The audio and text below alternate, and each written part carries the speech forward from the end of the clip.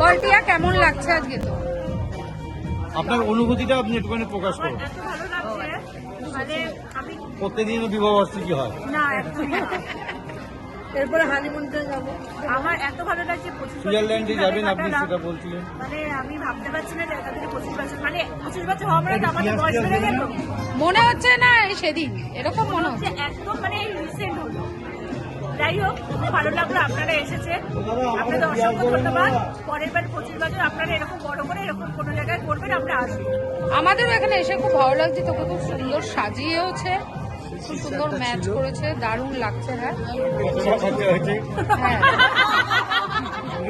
এবার তুমি বলো কেমন লাগছে? বলার মতন কিছু নেই, আমার বুকে প্রচুর ব্যথা।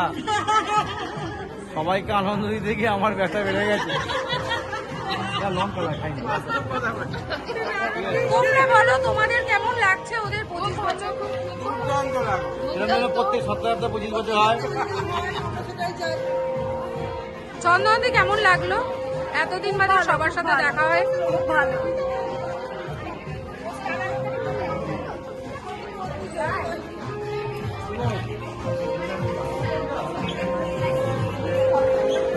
সায়ন বলো কেমন লাগলো বাবা মার অ্যানিভার্সারি? খুবই ভালো লাগলো, তোমরা যে সবাই এসেছো সেটা সবচেয়ে বেশি ভালো লেগেছে।